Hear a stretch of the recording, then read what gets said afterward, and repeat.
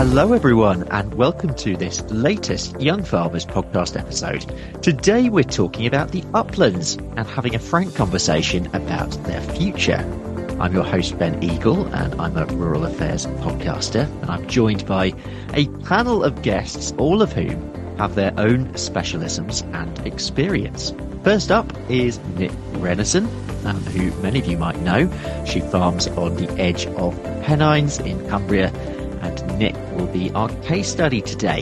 I'm also joined by Brian Richardson, who is Head of Agriculture at Virgin Money, Professor Simon Willcock, who is a Professor of Sustainability based at Rothamsted Research, and he's also a champion with the Agri Food for Net Zero Network Plus, and Giles Hunt, who is Land and Estates Director at the National Trust. So great panel.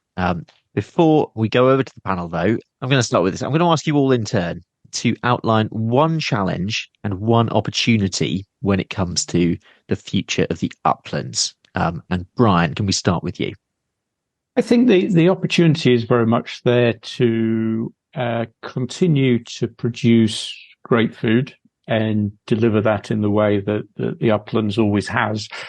And at the same time, then I think plug into the future nature opportunities around net zero and reducing carbon. So I think, agriculture accounts for just over 10% of UK carbon emissions.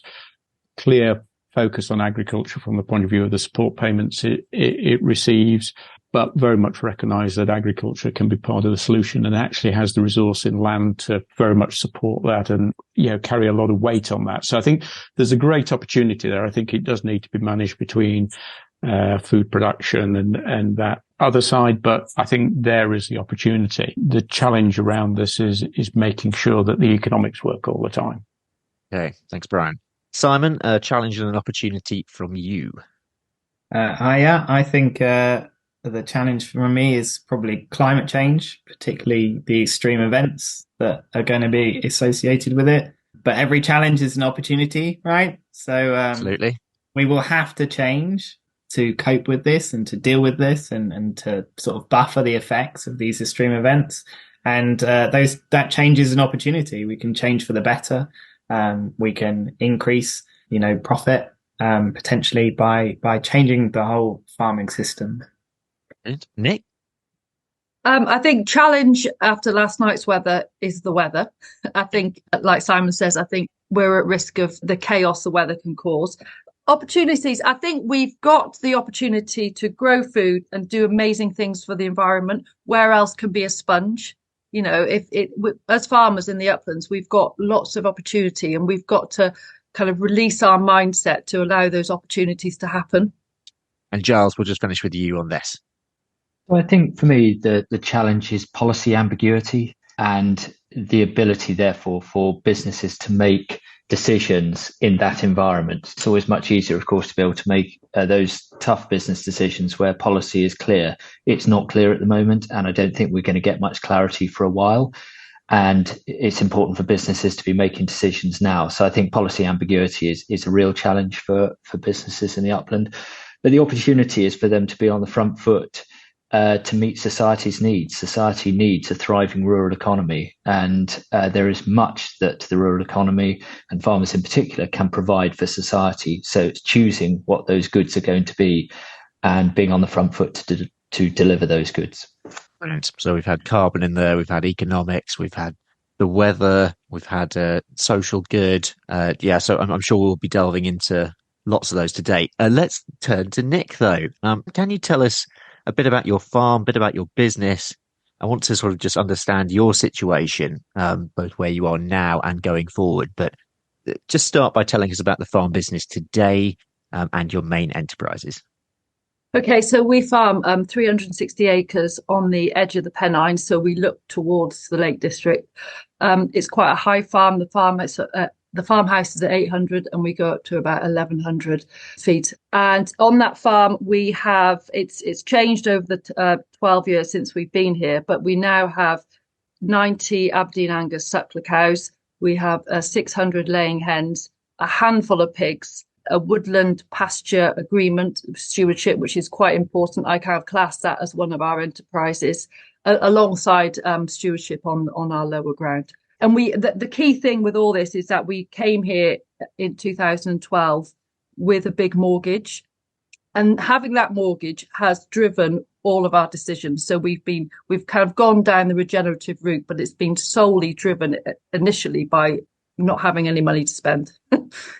Yeah. I suppose asking with our new entrants in mind, really, when you were starting out, how much has your plan, as it were, changed since then? Are you where you are now, where you thought you were going to be when you started? No. So I'm from a dairy farming background. My parents are dairy farmers in the Welsh borders. Reno, my husband, isn't from farming, which I think is key. And when we arrived here, he'd kind of gone to university and worked on a quite traditional fell farm in the Lake District. And we came here with a purely conventional mindset and all these cash flows and grand plans. And we quickly realised that it was going to be quite a miserable existence where we were hamsters on a wheel, really, singing to someone else's tune. So in about 2015, we changed our grazing system, and that has just kind of led us down this very much low cost farming route. You call it regenerative, agroecological, call it anything like that. But it's made us want to farm without hardly any inputs, and that we never thought that would be the case. And looking forwards, of course, we've got all the policy changes that Giles was alluding to. Are you confident that you'll be able to adapt your business so that it will thrive, function in a post-transition situation? So, yeah, for listeners, the basic payment scheme, current payments, that will be gone completely after 2027. Well, we've because of our financial situation, we've been thinking about this for a long time.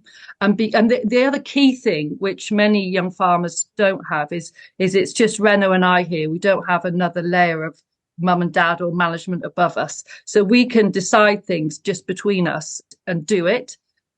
So we've been planning, kind of thinking about things changing around BPS and payments for a long time.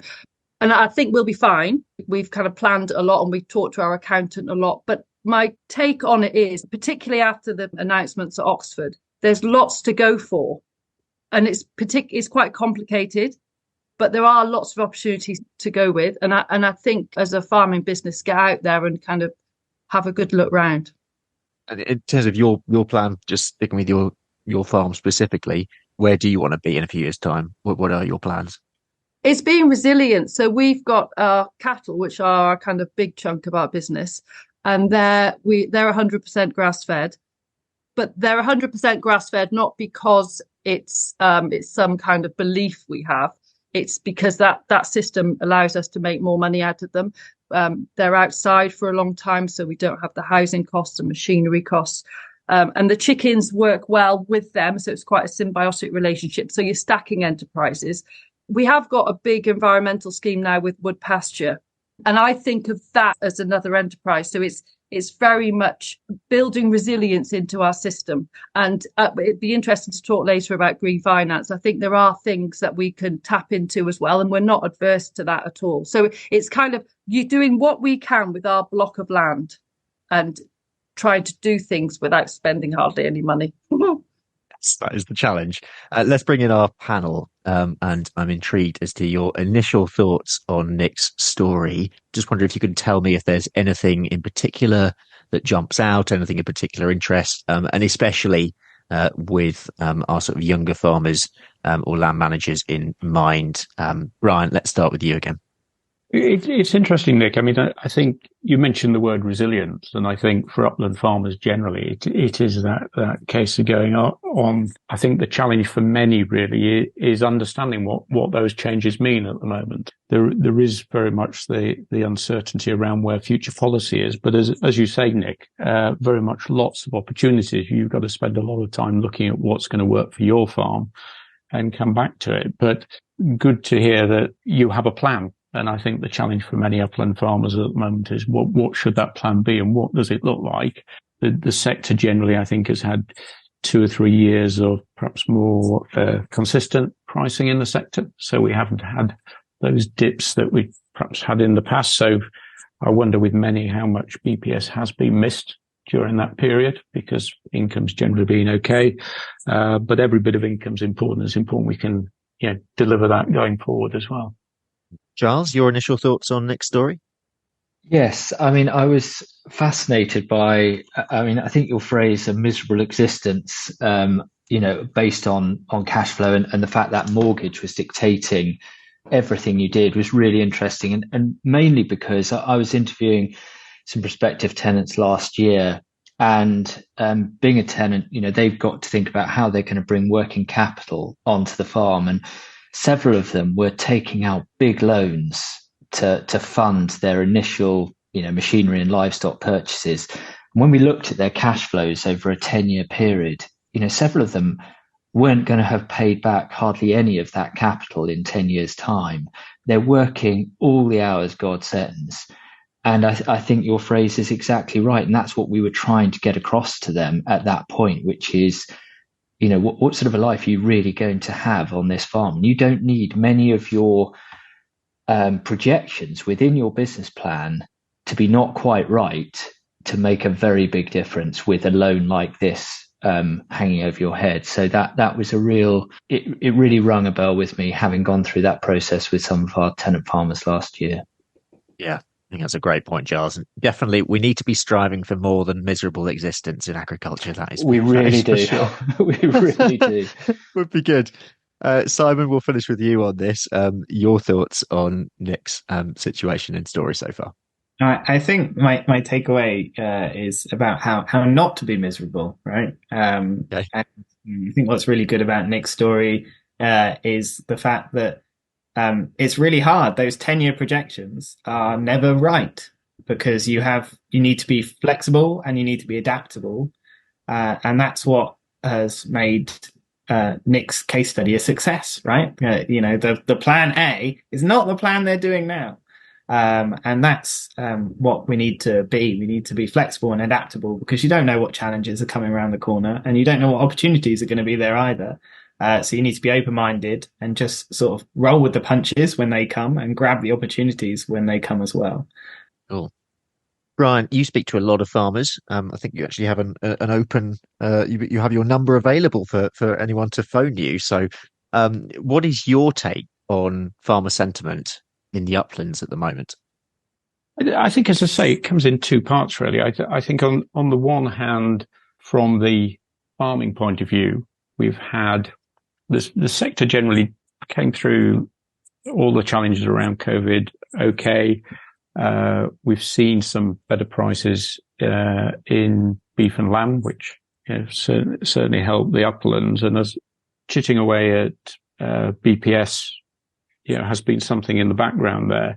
I think generally there's a lot of challenge around understanding what SFI means for them and how that looks going forward, where they're going to fit into it. And whilst I think Defra have made valid attempts to simplify what they're doing, there's a tremendous amount of options out there. And I think for a lot of businesses, not necessarily with the tradition or some of the support mechanism that some businesses have, they find it quite difficult to understand that. And there's 139 different options on the countryside stewardship scheme. So where do you start? What do you look at? And as Simon says, what is going to be required going forward? So I think it's very much in two parts. Things are okay. It's always a greater challenge on the upland side, I think, in terms of the day-to-day farming. I think that what is the long-term vision? What should we do? And what should we be doing about environmental? There's a lot of head scratching going on, a lot of challenge around, I think, what does government want me to do? And I'll get on and do some of that. And what should I be looking at?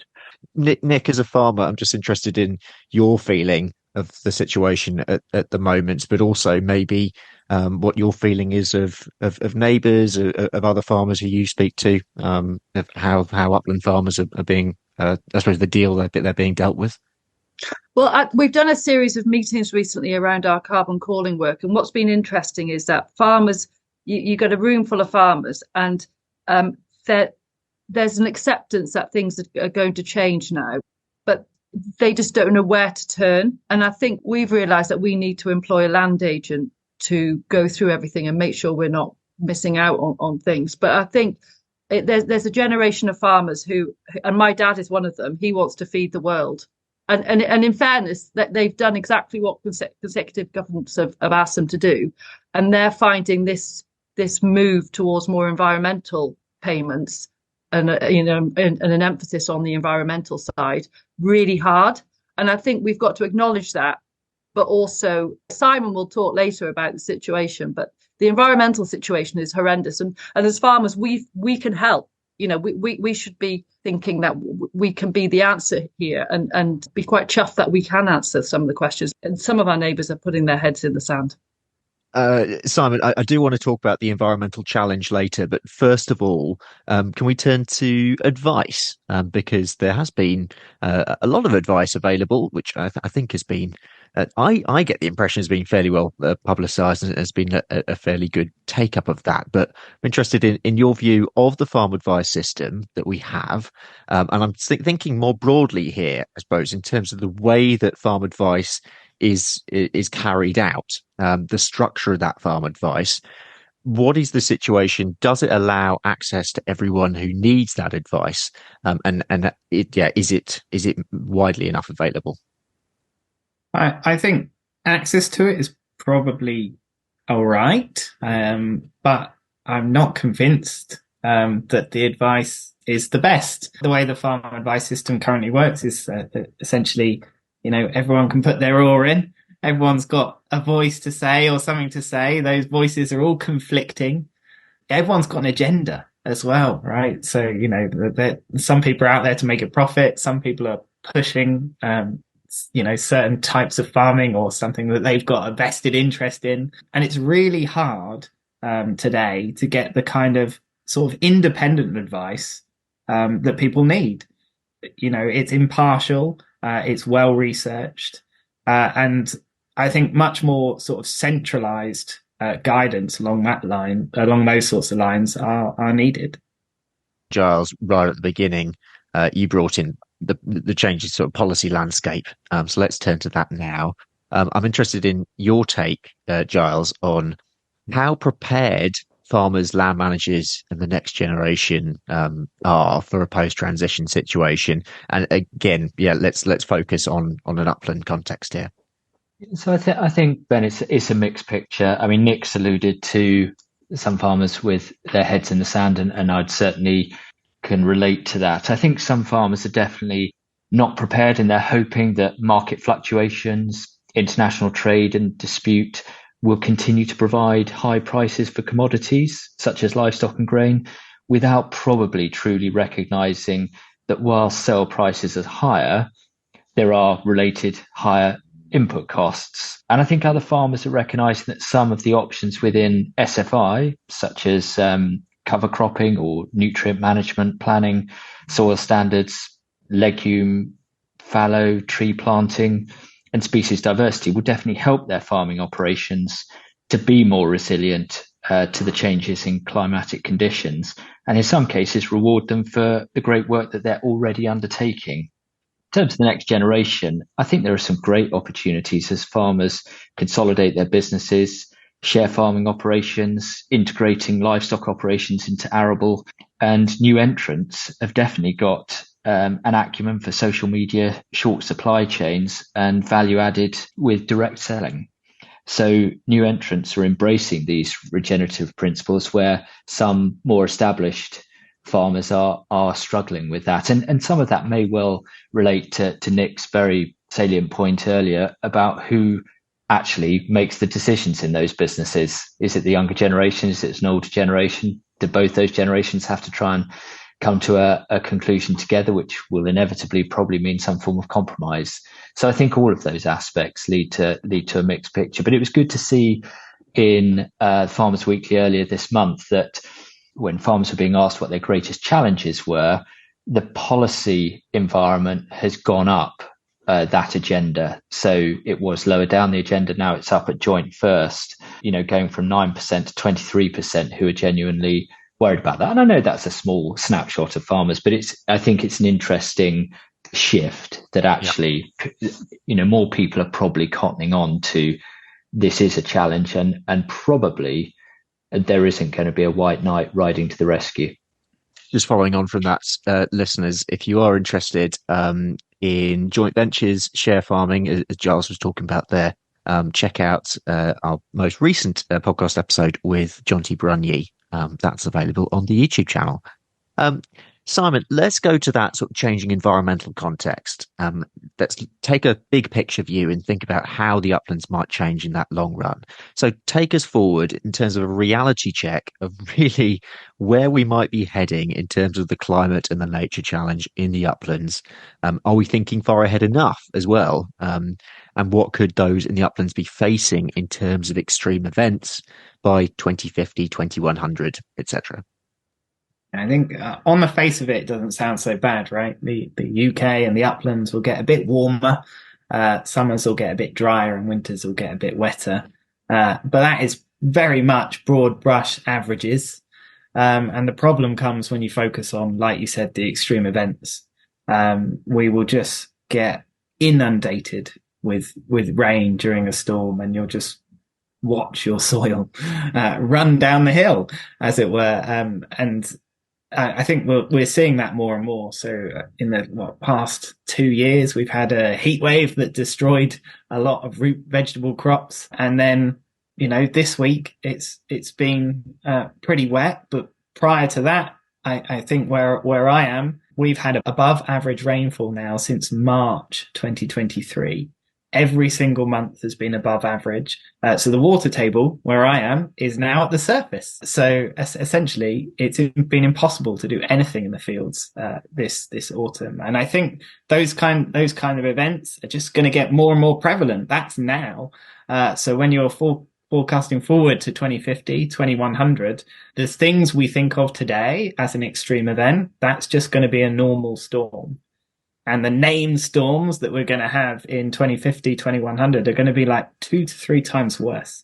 I mean, we're all complaining about the storm that we had this week and last night, and I just can't imagine how we're going to cope with something that's worse than that. It's going to be a big challenge. And in terms of our sort of policy reaction to it, thinking of SFI landscape recovery, Simon, for you, does this go far enough? Should we be doing more? I think we should always be doing more. I agree with Nic that this is a massive challenge, and it's farmers and land managers can do a lot to help the whole of society get over this challenge. So I do totally agree we could be doing more. I think that some of the aspects of what we are doing will have quite a big impact and will be a big help. But I think we need to make sure that some of the things that are incentivized actually need to help in the long run. We need to make sure that we tick multiple boxes at the same time. So, for example, anything that gets trees on farm is a really good example, because not only does it absorb carbon, so it buffers us a little bit by absorbing carbon from the atmosphere and reducing global warming, but it also buffers us from maybe some of the impacts of that global warming, providing shade in a heat wave or holding the soil together in a storm. And it's those kind of win-wins that we really need to target with these programs. Giles, I'm interested in your view as well. I mean, across the National Trust estate as a whole, you'll be engaging with these on a massive scale. So for you, does SFI landscape recovery go far enough in terms of meeting those challenges that Simon was talking about? Well, crikey, Ben, I think that's the $1 million question, isn't it? I think the jury's out. My personal view is I think it's unlikely that it will be enough on its own. But, SFI and landscape recovery are a really good start, and they offer both short-term, 3-year commitment, or a longer-term 20-year commitment to environmental conditions. SFI, I think, is a good opportunity to integrate biodiversity options into a farm, and that could help with a range of things such as natural pest management, shade and shelter for livestock, farm management, drought resistance. Landscape recovery is a good way of helping the farming community as a whole, and landowners and NGOs work together at a landscape scale. And for the industry to compete at an international scale, I think this won't be, quite enough. The climate's changing rapidly, as we've heard earlier, and we're seeing huge changes in weather, with crops flooding and droughting in the same season. We're seeing livestock housed for longer over winter and them needing more shade in the summer. And we're going to need to react rapidly to this with nature solutions. Major reforms will be required within the supply chain to reward farmers for delivering biodiversity and healthy food. And, with government budgets tight and likely to remain so, farmers are going to have to consider raising additional funds from private markets such as natural capital and trading carbon offsetting, biodiversity net gain and nutrient neutrality. I think all of those are going to come in along with a greater level of cooperation and collaboration with the supply chain. And by that, I mean the whole supply chain. Yeah, we'll talk about those extra income in terms of extra green income, especially with Brian in a bit. Nic, I just want to bring you in briefly on this, though, on a farm level, in terms of allowing you to prepare for these changes in the future to make your farm more resilient. There's a lot that you're doing in terms of just the way that your farm operation works. But in terms of the policy landscape and help on that broader level, do we go far enough in terms of actually enabling you to prepare sufficiently? Well, I think there's plenty out there at the minute. The Forestry Commission have got lots of agroforestry stuff coming off. There's all the stewardship, SFI. But as you were just talking, I was thinking, if you were a 20-year-old dairy farmer and you had cows at pasture for quite a lot of the year, and as Simon said, heat stress is going to be this massive problem. So if you're 20, in 20 years' time, and you're only 40, how annoying is that? Wouldn't it be a great thing now if 20-year-old young farmers, young dairy farmers, just cracked on and got some trees in? Like willow. It's such a win-win. And I just wonder. I wonder if the 20-year-old dairy farmer, what they think of trees, and I wonder what their parents think. Because to me, when you're that age, the most annoying thing that we found when we've been here is that I'm 48 and I just wish we'd been here. I've been here when I was 20 and I could really have made a big impact, because we've had like a generation of no tree planting really in agriculture. And also just going on from that, I think there's huge possibilities with planting timber or just small amounts of timber on farms for harvesting. I've always been quite anti that because I always think it looks grim. But I think if you've got, 20 acres of quite rough land, you could have a long-term plan there. And I think when you talk to Forestry Commission, Defra, they are desperate for people to plant trees. And payment rates are really good. So I just wonder what the stopper is. What's the hold up? Yeah, certainly it's been fascinating to see how that agroforestry conversation has transformed, even in the last couple of years, really. Let's go over to Brian, because I want to pick up on some comments that Giles made, certainly about green finance, but just focusing on farm incomes as a whole. Your thoughts on how farm incomes might change. Yes, there's SFI, landscape recovery, to give a boost. We've got falling BPS. But extra enterprise income, maybe I mentioned on green finance, in terms of maintaining the viability of overall farm incomes. Some of your thoughts on the future of farm incomes. Yeah, I think, as has been said, really, the vast majority of farmers are focused on food production. That's what they do. And it's how best they can do that. I think there's an increasing number of farmers very much looking at forward in terms of how they can work into their systems, doing things differently, and with the green agenda very much in mind. So I think there is a transition going on. I think more on the lowlands probably than the uplands. I would say in terms of that, and that's probably just in terms of the economics, and perhaps in larger lowland farms, the support payments form less of the overall income side, so they're perhaps less important and providing that. So I think that's happening. As I say, the challenge in some ways, which is a good challenge, is overall agriculture has probably had 2 or 3 very good years. So it is a little bit, we'll just keep doing what we're doing and manage that side. But I think there are a growing number of farmers looking forward. And I was with a dairy farmer in Northumberland last week who'd very much, he wouldn't describe himself as a regenerative farmer, but in the last 5 years, with the support of his dairy company, he'd very much evolved his systems to what he considered a much more cost-effective, less input-based system. And he very much felt he was making more money from that. So one of the benefits, I think, of having that deep delve into your business at the moment and throwing everything up in the air and saying, what are we going to do over the next 5 or 10 years, is that it does bring those discussions forward, and you aren't just assuming that what you've done for the last 10 or 20 years is going to be the right thing to do.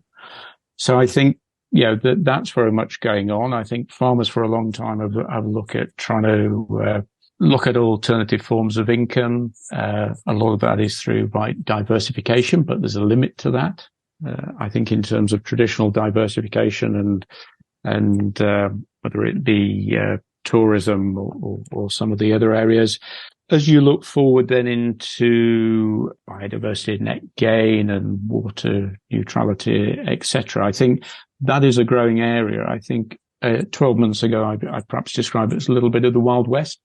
I think there are a growing number of people coming into that area who were proposing new ways of generating cash through the environment, which really weren't joined up, were short term and didn't have that long-term view attached to it. I think as time goes on and we're seeing a lot of people looking at things like biodiversity net gain, tree planting again coming in, and I think there are some good areas people can look at, but it is about getting advice and making sure.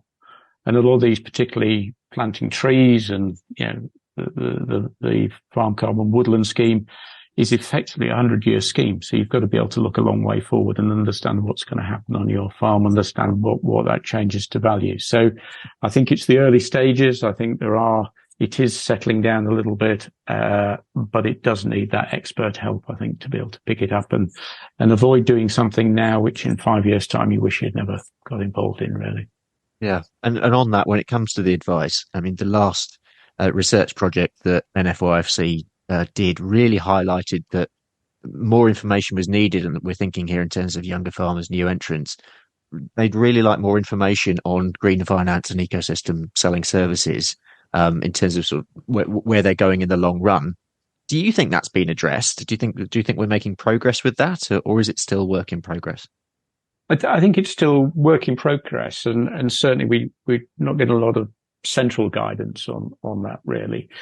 I think we as a finance provider have a responsibility to provide some of that information and support in terms of what's available and perhaps some of the challenges around it and what you should be looking for. So ourselves and I think other banks as well, we're all looking at how we can fit that into our advice, looking at that medium to long term. And of course, in a lot of cases where farmers are lending, it's very important to us to understand what they've committed to and where their income streams are coming from. So it is there. But all the banks, I think, are working quite hard now to get a handle on that, understand what's available and understand that longer term nature of it, really.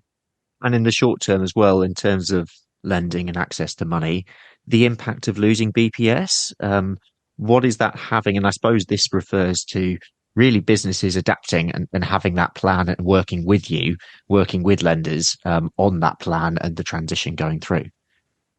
Yeah, it's mixed, really. I would say overall, given that the farming economy as a whole perhaps has come through a reasonable couple of years, what we're seeing from farm incomes is generally reasonably positive.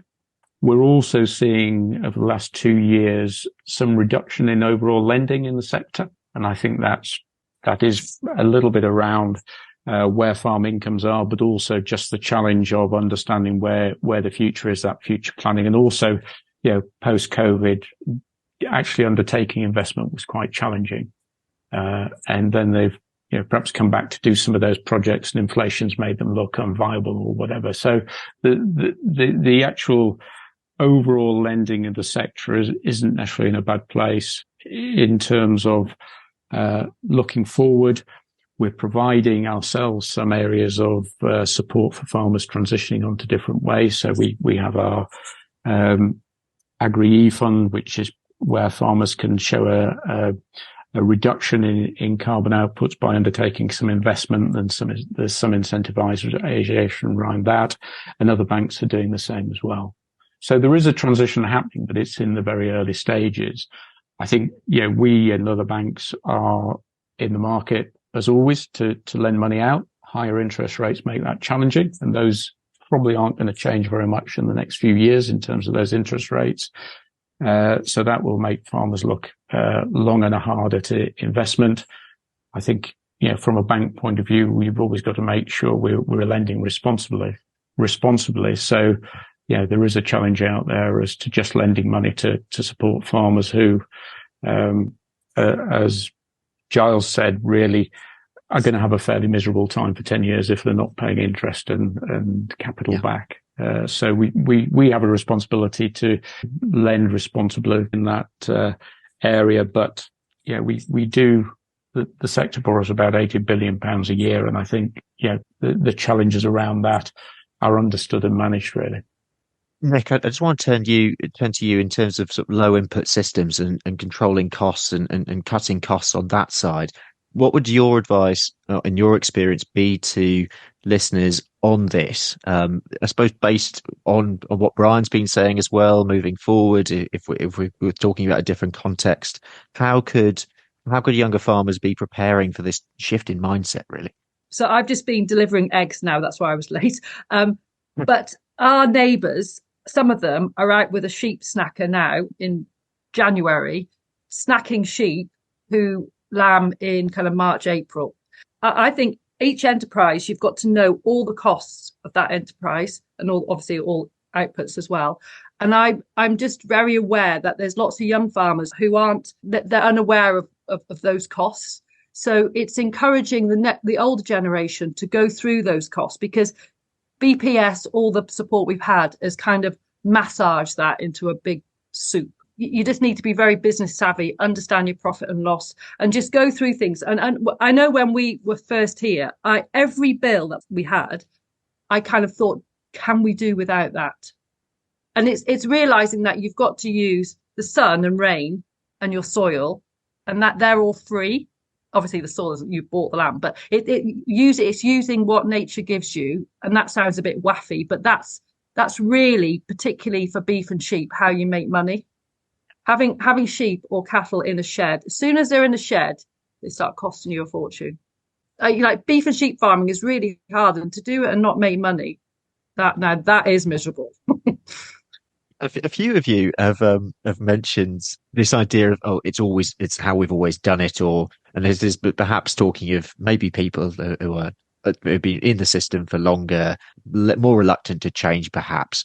But I'm interested in, because I still come across this with younger farmers as well, actually, in terms of picking up those attitudes.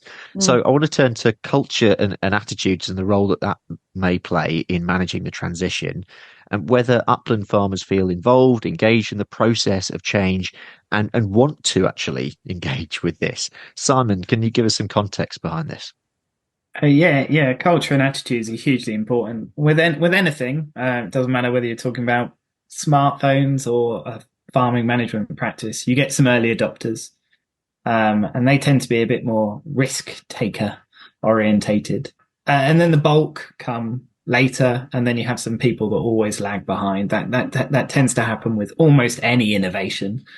There are still some people now who don't have a smartphone, for example, whereas most people do. But your personal situation and your attitude plays a huge role of where you are in that. And for some things, some people might be an early adopter, but for other things, one of the laggards, as we tend to call them in academia. And ultimately, in the uplands, that depends on each farmer sort of deciding what will work on their farm. Things that will really help push people towards adopting things early, essentially, is trust. Trust needs to be built up, so that if they buy into something, that's not going to affect them negatively. Like as I think it was Brian that said, in 5 years, realizing that you're now locked into something that you really don't want to be locked into, or that policy in the medium to long term is going to be stable enough that if you go into this with both feet, that policy isn't just going to do a U-turn on you. and then essentially mean that all the hard work you did in the past 5 years was a bit of a waste of time. And if we can build up that trust, then I think you'll see cultures and attitudes to change shift a bit, and people will be more willing to embrace these new ideas, because essentially that's where the stability now will be. When we constantly have this flex, what's going to happen and uncertainty, the stability is basically in doing what you have always done. When we have this, all these U-turns, people then turn around and say, but why aren't people doing it? And it's obvious why we have that inertia, because if the situation is uncertain, doing what you've always done is safe. And what we need to do is to change the safe option. Giles, just interested in whether you think that's a fair appraisal, based on your experience of, tenants and others across the National Trust estate. I would entirely endorse that. I think there's a great fear of change, quite frankly, and I think some people's business plans revolve around what they have been doing for years and years and years, without really questioning either whether that was good then, whether it's still relevant now, and did it actually really on its own make the money that they thought it would. So by virtue of looking at a plan, a bit like Nic was saying, looking at those bills and saying, do we really need this? Not, we definitely need this in order to get the output that we have determined that we really want to achieve. I'm still absolutely amazed when I go round by the number of farmers I meet who cannot tell me what their costs of production are. They have no idea what their costs of production are.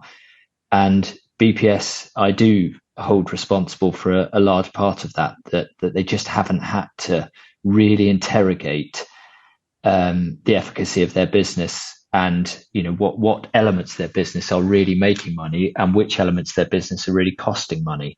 You only have to look around many farms to see the amount of machinery on some of the farms that they have, and you look at the neighbouring farm, they've got exactly the same amount of machinery, and the neighbouring farm, you think, why can't you just be working together, and you could massively reduce your machinery costs. So I think there's a whole range of things that people can do, but it will require change. And farming is a fiercely independent industry, but I think that of itself may well have to change. And I hope younger generations coming in will be more collaborative, because I think the benefits will be significant if they are. Giles, for perhaps new prospective tenants for the National Trust, but of course looking broadly as well, how important is having a relevant business plan in all of this to fit changing opportunities and a different policy landscape and everything that we've been talking about today? It's absolutely critical, Ben, to have a really good business plan. It's a fundamental plank of our policy for how we choose tenants on our farms. We would ask people to complete a pretty detailed business plan. I suspect not dissimilar to a plan that they might be producing when they're looking to borrow monies from banks. But we're wanting to see that they can deliver on our objectives and theirs over a period of 10 years. We start our tenancies generally at around 10 years, some of them longer, some start at 15. But so we try and help people by giving them that certainty over a decent length of time. But with that comes, we need some assurance that their business plan over that time is going to be workable. And as I think we said earlier on in this program, that what people think they're going to be able to do often changes because life changes, circumstances change, and that's absolutely fine. It has to be your best guess at a point in time, but it also gives us a really good anchor to go back to the following year or the year after that, or at a 5-year time, to say, well, look, let's look at the plan you put forward in 2023. How has that looked? How has that developed? The things that you thought you'd be able to do, have you been able to do them? If so, did they turn out in the way that you hoped they would turn out? And those things that you didn't do, why didn't you do them? And what did you do instead? And I think it just is a really great discipline to enable people to really think hard about the business that they're going into, because particularly when somebody's going for a tenancy, often it is heart ruling head. And what we're trying to do through the process is to get the head to rule heart, so that the decisions they're making are really great decisions, and that they're not, going back to that phrase earlier, they're not going to have that miserable existence, which when you look through the business plan, I'm afraid it is an inevitability. They're looking to work 26 hours a day, and the way that outputs and inputs are costed are at the very optimistic level. And so it doesn't take a lot to change for the plan to start to unravel. And if that's on borrowings, then it can unravel very, very fast. So at the bottom line, Ben, it is absolutely fundamental. I hope that message goes in. And I'm sure everyone listening to this has a strong business plan. Time is against us, so I'm just going to round up by just returning to each of you for any final comments, anything in particular. We've covered a huge amount of ground, and I wanted to cover more, but we don't have time today. Maybe we can pick up again in future. Brian, any closing comments from you? Yes, it's been a great discussion, really. I think a lot of challenge to come, and so I think it's incumbent on farmers, really, all farmers, to look at their own business, take that deep delve into it, look at what the longer term objectives are for the business. I think in the next few years, we may well see as many farmers living in the farmhouse, but we'll see fewer farms being farmed themselves, and more neighbours taking on land, etc. So I think there is a big change to come in the industry. I'm actually quite positive about this change coming, because I think the industry has always been adaptable and resilient, and is able to move forward. I think that pace of change is just going to become much, much quicker, and people are going to have to adapt. Good to hear that optimism. Giles, closing comments? I think you're going to have to be comfortable with ambiguity. There's not going to be certainty in the policy environment, I imagine, for a while, if ever. And so be comfortable with that, but also, grab these opportunities that are coming. I don't think that the country has recognised more than it recognises now how much it needs great farmers and great land managers looking after our land in the United Kingdom for a variety of outputs, not just food, but for a variety of outputs. And that widens the field for many people to get involved in all sorts of different elements of business to do with land management. And I think that's massively exciting for young people. And I hope that many of them will grab those opportunities and excel at them. Right. Yeah. Be comfortable with being uncomfortable. That's a good one. Simon. I would echo a lot of the sentiments that have just been said, that the rate of the challenges is probably going to go up, and therefore people need to be comfortable being uncomfortable, as you put it. But I also think that there's quite a lot of hope there, that potentially the public, consumers, whilst they tend to take food for granted, a lot of the new things farmers will do in the future, they might be more thankful for. There'll be whole cities that will be dependent on the watershed management that the land managers are now doing, stopping that city being flooded. And if that sort of relationship can be improved, then I think essentially we'll see farmers valued in the way they should be. And Nic will give you the final word. Well, I would just encourage young farmers to go get off farm and go and visit other farmers, and they might be a good few hours drive away, but just embrace situations and farms that you are maybe not familiar with. Ask difficult questions, ask financial questions, and ask if those farmers are happy, because we've talked a lot in this podcast about a miserable existence, and there's no need to have a miserable existence. It can be the most amazing career, but you have got to make it. You've got to make it happen.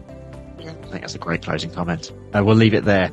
Thank you very much. Huge thanks to my guests on the panel, Nic Renison, Simon Willcock, Brian Richardson and Giles Hunt, for coming on today. Thank you also for listening, and please do talk about this podcast and share it with others over WhatsApp or socials if you got something from it. For now, though, I'm Ben Eagle, and thank you very much for listening. This podcast was produced by Rural Pod Media for the National Federation of Young Farmers Clubs. The presenter was Ben Eagle, and there was further editorial support from Sarah Palmer. The podcast was supported by Defra.